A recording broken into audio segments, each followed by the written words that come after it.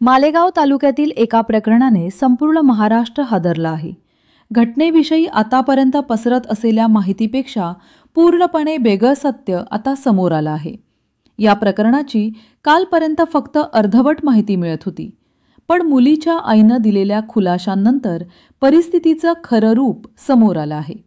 या गुन्ह्यामागचं कारण म्हणून सुरुवातीला सांगितलं जात होतं की आरोपीनं मुलीच्या वडिलांबरोबर वाद झाल्याचं रागातून हे कृत्य केलं, पण आता खरी कारणं सर्वांसमोर आली असून ती पूर्णपणे वेगळी आहेत।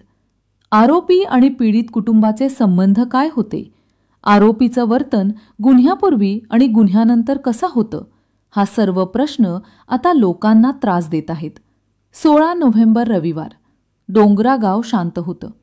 त्या दिवशी एक चिमुकली अचानक गायब झाली।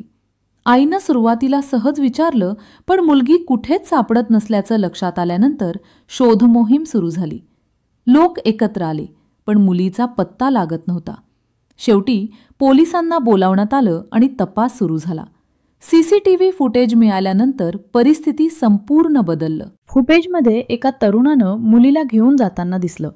ही माहिती समोर येताच गावात संताप उसळला।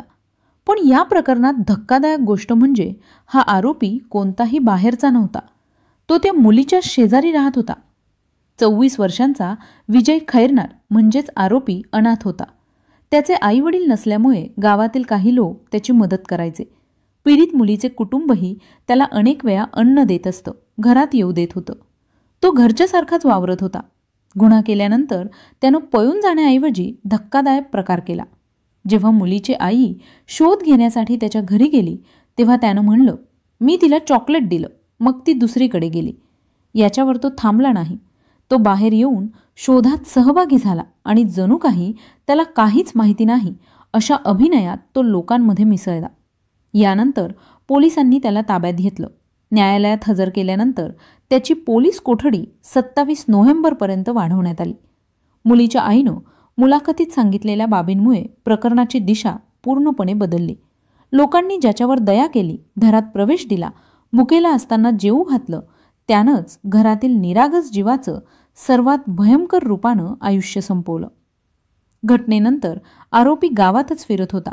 लोक दुःखात शोधत होते आणि तो त्या गर्दीत उभा राहून सगळं पाहत होता, मदत करत असल्याचं नाटक करत होता। हे समजताच संपूर्ण महाराष्ट्राचा राग उसळला।